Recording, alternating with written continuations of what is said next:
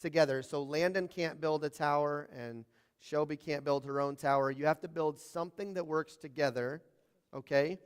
And you can build it right here on the floor. So move the Legos to the floor. And I'm going to give you a time limit, and it's not going to be a very good time limit, and you're going to be mad at me. But I'm going to talk for 2 minutes. So I'm going to talk to everybody else, and you guys have 2 minutes to build something together. Get in there, Shelby. Pull this way a little bit so Shelby can get to that side of the bucket. Make sure she gets in there. Okay. So they're going to build us a freestanding structure with Legos. I like anytime you can use Legos. I'm all about Legos. So how many of you guys still play with Legos? Be honest. Frank? No, don't. I do. My son and I build with Legos all the time, and so I love building with Legos. I would be remiss if I didn't start by, let's talk just briefly about, today is September 11th. I know that a couple of people have probably talked about it in their Sunday school classes, and what that means for us as a nation and what that meant. How many of you remember exactly where you were on September 11th? I remember my grandfather telling me that they knew, or my great-grandfather telling me he knew exactly where he was when Pearl Harbor happened, and that was kind of their defining moment. And I remember right where I was when I first heard the news, and actually I worked for a company called Darby Construction, Mountain Construction, Darby Construction, and we were in Kentucky, and I was in a coal mine, and they pulled all of us up out of the coal mine, and we went to it was like a mobile home FEMA trailer. That's where the office was. And we watched it on the news for about 20 minutes, and then our boss just said, that's it, we're just going to shut down for the day, and sent everybody home, like closed up shop. And we all went home, and he encouraged us to pray for our nation and pray. And at that time, many of you, probably like me, at that time, they were still talking about this as an accident. That was like first plane crash, and still talking about it as an accident. And so it was an interesting, dramatic time. But I remember hearing after that, and even today, hearing of the stories of solidarity, of people coming together to remove people from the rubble and to pull people out of those buildings. And one of my favorite stories that didn't get told a lot is there's an actor, his name is Steve Buscemi. And Steve Buscemi, before he became famous, was on the New York City Fire Department. He was living in New York City at the time of 9/11, and he was obviously a famous actor, so he's no longer on the fire department.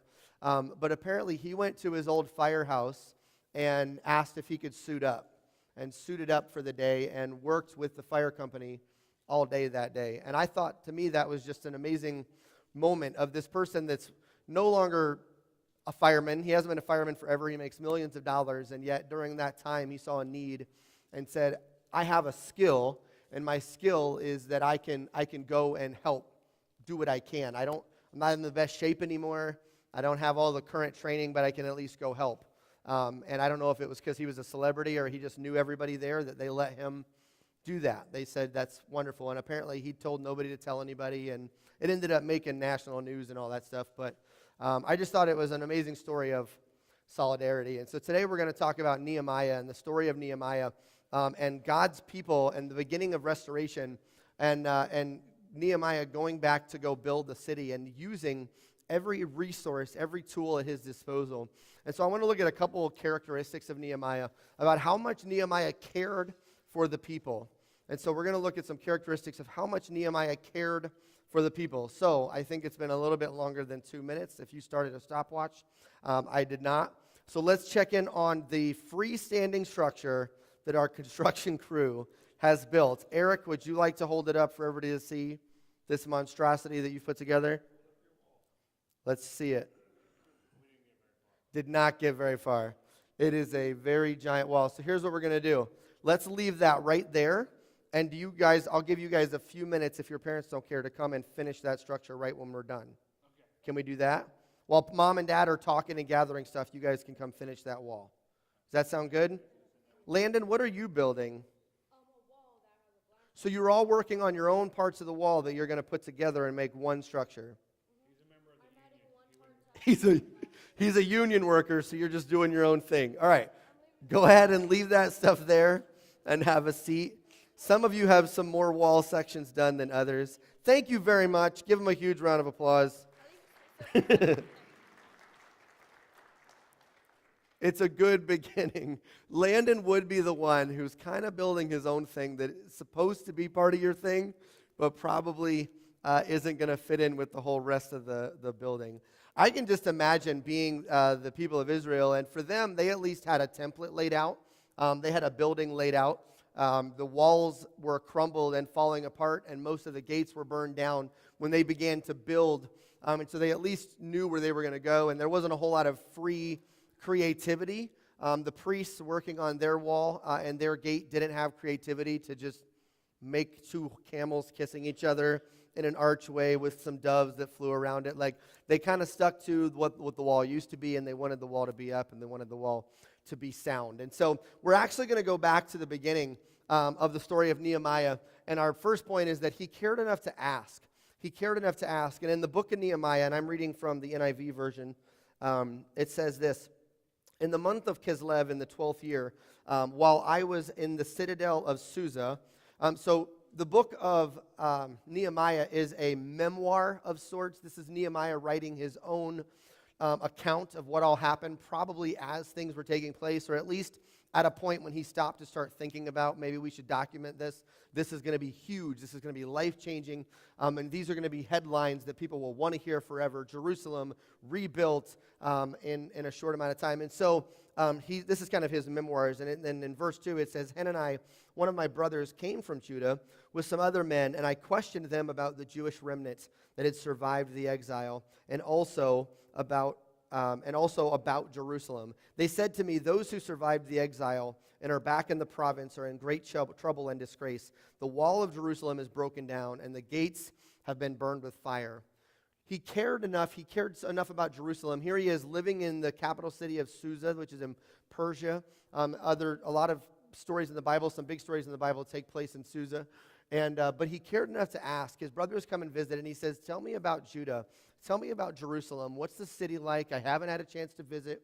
The Jewish people had not occupied Jerusalem in a very long time. It had been taken over in a war, and those people had been taken into captivity, and the people left behind were farmers and migrant workers, and they all just kind of stayed there and made crops and supplies for Susa. That's kind of what they did.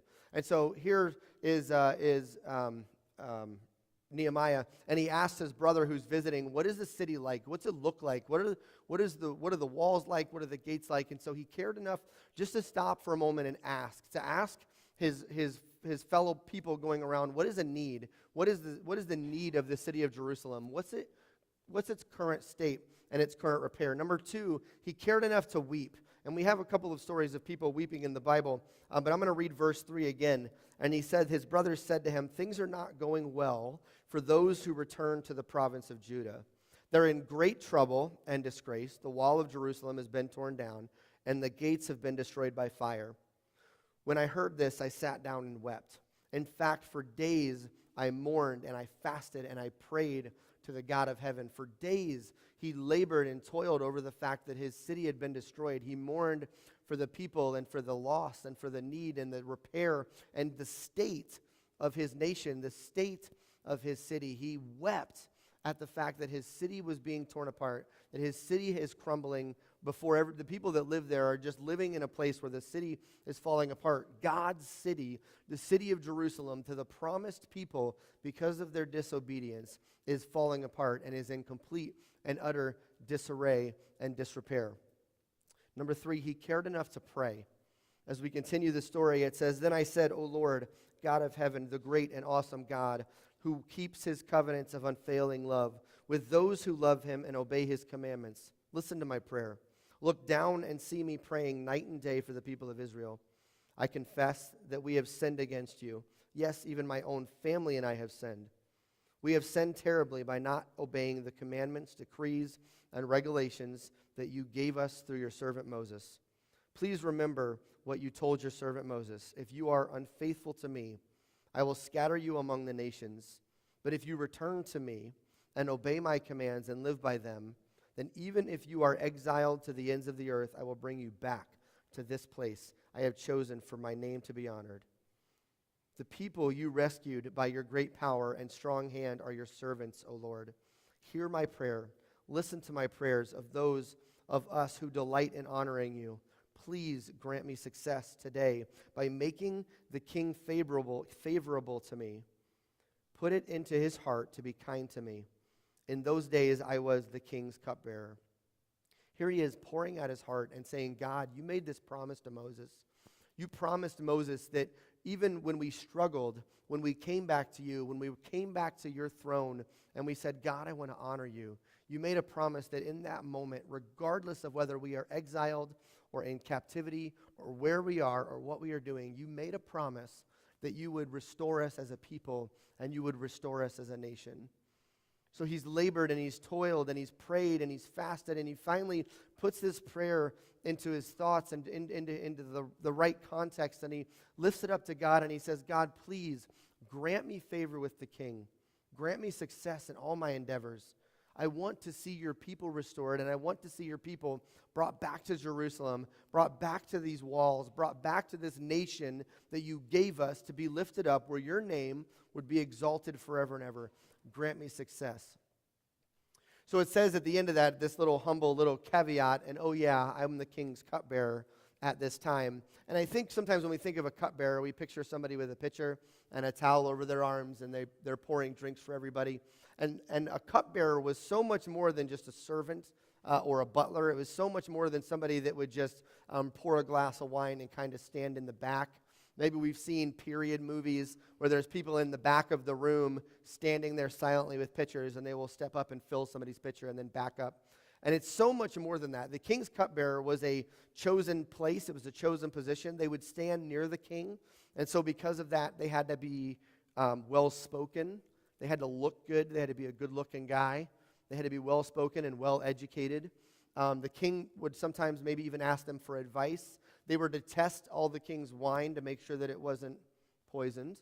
And they were to test his food to make sure that it wasn't poisoned. And so they had a lot of duties. Their job was to make sure that the wine never went between the kitchen to somebody else to the king. It went directly from the kitchen to the king, that there was no tampering. And so they had a large role. And so he was constantly in the presence of the king, and he probably more than just a servant had conversation with the king.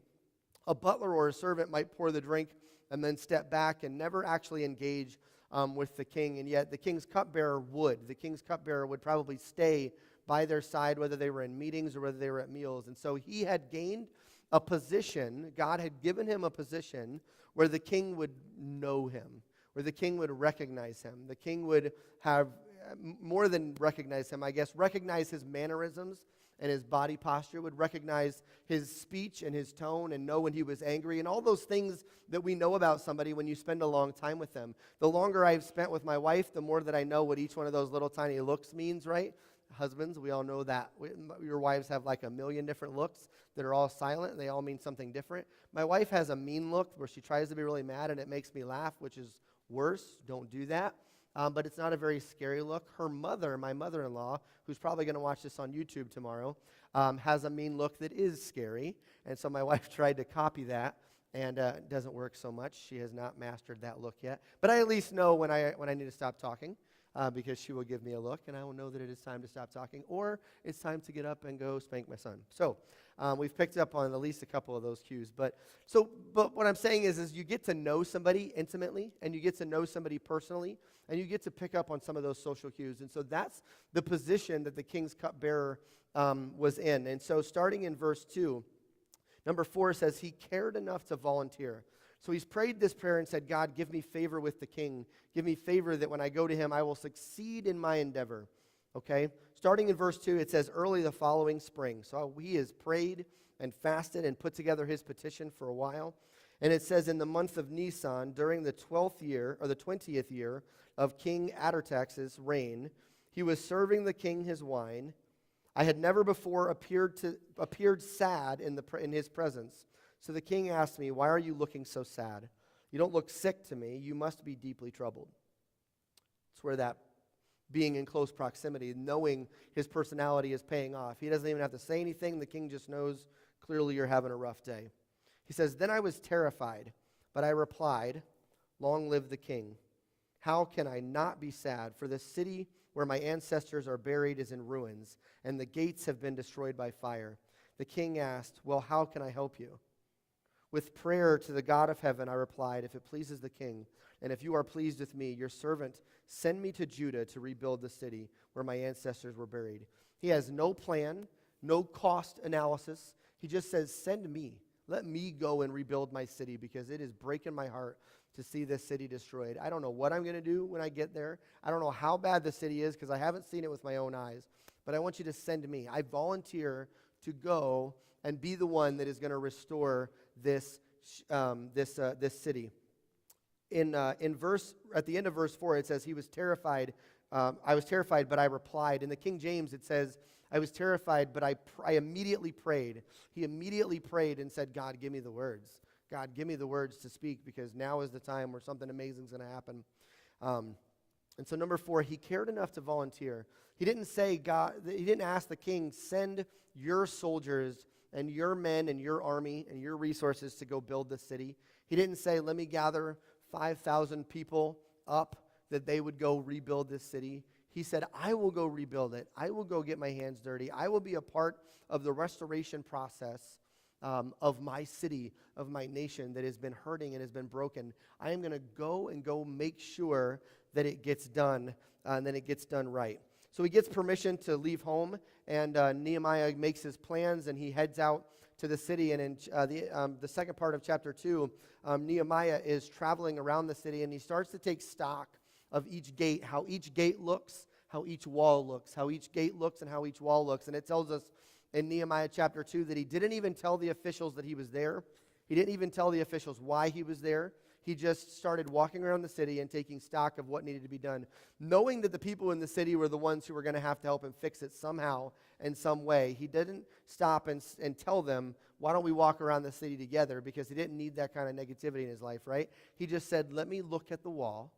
We'll make a plan. Then he presented it to each one of the houses, each one of the families, each one of the tribes, and he said, this is what needs to get done. And then chapter 3 is a reckoning or a recounting of how each wall got built, who worked on each wall and where they stood, what portion of the wall they worked on, and how the priests worked on this gate, and how the Levites worked on this gate, and how this family worked on this gate. And they started with the gates, and they fixed up the gates that were in disrepair. And then they started working on the walls, and each person has their own assignment, right? We're all familiar with the story of Nehemiah, or maybe you're not. But in chapter 3 is a recounting of who's going to do what job. And it's a powerful, powerful story. It's like a genealogy in that it's kind of repetitive, but it's really when you stop and look at how each person spent time laboring over their section of the wall. It tells us that Nehemiah set people to work in front of their own house. So maybe you weren't a priest, or maybe you weren't a Levite, but you lived near the wall, and so I need you to work on this section of the wall. And during this whole time, there is opposition rising up. During this whole time, there are people that are trying to chirp and say that the nation of Israel is just being restored to bring about destruction of the king of Persia. The nation of Israel wants to become a nation again so that they can start wars again. And that's the only reason they're trying to fix these walls. And so there is opposition that starts to build up in the end of chapter 2 and chapter 3. And they start trying to have meetings with Nehemiah, and they start trying to bring dissension, and they start trying to bring discord, and they start trying to get Nehemiah's people to stop working for themselves. They begin to prepare a plot even to destroy the city. If we go now, if we gather a couple thousand men, that's all it would probably take. The walls aren't built. The gates aren't built. If we just get a few thousand men right now, we can go wipe out the reigning remnants of Israel in this city if we just go right now. That's what's going on now in chapter 2 and the end of chapter 3. And now we're going to look at chapter 4, where Nehemiah is getting his hands dirty. And Nehemiah doesn't just go and start pointing at sections of the wall and say, you fix this and you fix that. But Nehemiah is involved in the labor. Nehemiah is involved in the kingdom building process of the city. Nehemiah is involved in laying mortar and brick, and he is involved in every aspect, and he is working diligently to see his city restored. Nehemiah chapter 4, starting at verse 15, if you can read that tiny little print. Otherwise, it's in your Bible. It says, when our enemies heard that we knew of their plans and that God had frustrated them. The enemies had a plan to go in the middle of the night and destroy the city, and God frustrated that plan and protected his people. It says when he heard that God had frustrated them, we all returned to our work on the wall. But from then on, only half the men worked while the other half stood guard. With spears, shields, bows, coats of mail, the leaders stationed themselves behind the people of Judah who were building the wall. The laborers carried on their work with one hand supporting their load and the other holding a weapon. All the builders had a sword belted to their side. The trumpeters stayed with me to sound the alarm. Then I explained to the nobles and the officials and all the people, the work is very spread out. We are widely separated from each other along the wall. If you hear the trumpet blast of the trumpet, rush to wherever the sound is. Then our God will fight for us. We worked early and late from sunrise to sunset, and half the men were always on guard. I told everyone living outside the walls to stay in Jerusalem. That way, they and their servants could help and guard with guard duty and at night and work during the day. During this time, none of us, not I, nor my relatives, nor my servants, nor my guards who were with me, ever took off our clothes. We carried our weapons with us at all times, even when we went for water. Diligently working on the wall, diligently working to see it come to fruition. They know that their enemies are surrounding them and that their enemies want to see their destruction, and so they are working fervently to see the wall built, so much so that even the high officials and the leaders in the church wear their clothes day and night. They don't take baths, they don't take showers, they don't change into their pajamas. They are sticking with their clothing so that they are ready for battle at a moment's notice. I love the imagery of a man carrying a weapon in one hand and then working diligently with the other. And you can, if you've ever done any kind of construction, it is enough work to have to hold a 2x4 and nail it in, to have to hold a 2x4 and nail it in while holding a sword or a bow and arrow or any kind of a weapon is treacherous.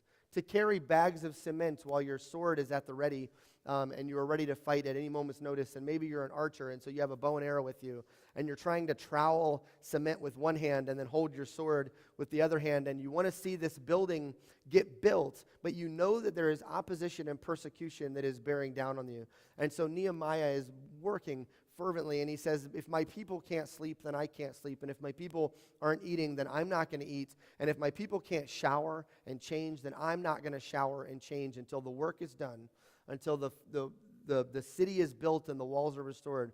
We are going to fervently work together to build this city and to restore this city to a nation that God will be proud of again, to a nation that has been spread out and exiled all over the place. The people wanted to see the city of Jerusalem destroyed, and so they labored and they toiled on ways to get into the city, and at every turn, God blocked them. God shut them down. And it happens constantly throughout the rest of Nehemiah. We see these people that want to see Jerusalem destroyed, and so they plot and they scheme, and every time they plot and they scheme, God does something amazing. They set up this plan to have a meeting with Nehemiah, and so they send a letter to him saying, we just want to sit and talk with you. We're part of the king's officials. The king has sent us. We just want to have a conversation about the progress. How's the city going? Just to check in. And Nehemiah says, I'm not going to that meeting. That's a trap. So the next day they send a letter that says, really, seriously, we're with the king, and we just want to have a meeting to find out how the city's going. And Nehemiah says, I'm not going to go. 4 times this same letter gets sent, 4 times, and 4 times Nehemiah says, I'm not leaving. And finally, the last message is delivered in person, and it's a seal. It tells us that the seal is not sealed. So it's a letter that wasn't even sealed with the king's ring. It was just a letter that was supposed to be from the king's officials. And if it's not sealed with the king's ring, then it ain't from the king. And so here he gets this letter, and again, it says the same thing. We just want to meet with you and see how the progress is going. And so he finally just tells them, the wall is being built, and I cannot leave my people until we are done, and sends them on their way. And he just says the wall has to be built. In Nehemiah chapter 6, if you want to scroll over to Nehemiah chapter 6, Nehemiah chapter 6 says this. It says, so on October 2nd, the wall was finished. Just 52 days after it had begun. When our enemies and the surrounding nations heard about it, they were frightened and humiliated. They realized this work had been done with the help of God. 52 days. They rebuilt the entire city. That was a feat they could not even imagine. You couldn't even, how large, the astronomical to rebuild a city in 52 days. It would have taken years to build that city the first time and to build those walls and to hire people and to get the resources and to get the supplies. And yet God does it in 52 days because there is persecution bearing down on them. There are people on all sides that want to see them destroyed. And so God says, Nehemiah, I promised you that your plan would succeed. I promised you that if you stepped foot in this pool, if you stepped into this ministry to see this wall built, it would succeed. And in 52 days, in record time, they built a wall around Jerusalem. They restored a wall with mocking, probably the similar kind of mocking that Moses got when he was trying to, Moses. When Noah was trying to build an ark, Moses did not build the ark, Noah did. When Noah was trying to build an ark, people jeering at him and making fun of him, you're never going to get this wall done. They're just going to come in and murder you anyway. There's really no point. And in 52 days, because every man focused on their task and their gifting and their role that was given to them, they built this wall in 52 days. Record time. Saved the people, right? As a church, we are a church that is growing right now. If you get a chance or you check in your bulletin, I think they still put like attendance numbers. God is doing amazing things. And we're not a church that's all about numbers, but God is doing amazing things. There are new faces that are coming on Sunday mornings and people that we have that I don't even yet know or have a relationship with yet, because God is doing something amazing. But in that project that is tasked upon us, there are people bearing down on us. There is dissension and discord. There are people that want to see ministries fail because they're jealous of them. These people were so jealous that Nehemiah, a cupbearer, got put in charge of rebuilding a city. They probably didn't even care if the city of Jerusalem got rebuilt as a city. They just didn't want this cupbearer Nehemiah doing it. They just didn't want this guy doing it who wasn't even a king's official. Jealousy reigned supreme, and yet they got it done in record time. God wants to do some amazing things in our church. We have new ministries. Our Awanas is shifting over to Sunday night. And with that comes new responsibilities. There are people that were able to help on Wednesday that can't help on Wednesday now. And so as a church, we need people to say, I have a gifting for, and I will work on that section. I can't work on every ministry in the church because that's impossible, but I can work at Awanas. I can come and just help take attendance.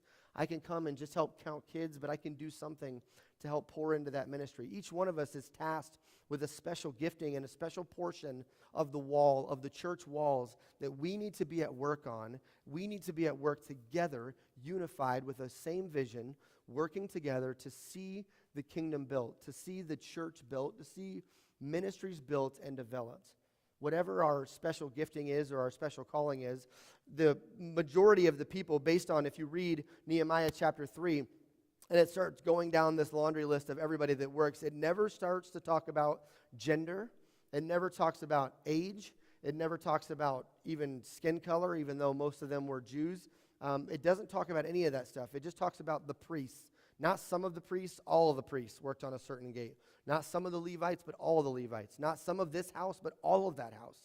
Man, woman, and child, all of them came together to build that section of the wall. Old men who had long since seen their prime and were like, I am done with construction, stood up and said, you know what? I have experience. Let me show experience. Let me be an experienced leader and help rebuild this wall.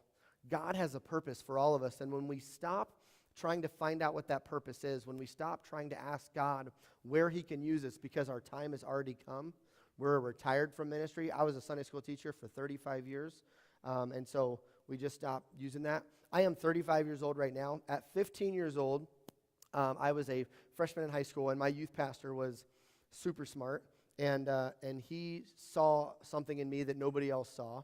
And so I started helping teach a junior high Sunday school class at 15 years old. And since then, I have taught either a Sunday school class or a ministry something or been involved in ministry of the church for 20 years. For 20 years, I've been involved in ministry at churches, not as a paid staff, but as a volunteer. And then I was blessed and fortunate enough that God said, Eric, I want you to come do this full time, and very blessed that the church exists to allow me to do that, right? But for 20 years, I've done ministry, and so if I just said, I've done 20 years, it's somebody else's turn. I'm only 35 years old. You're only 55 or 65 or 75. You're only 85 years old, and God has a purpose for you.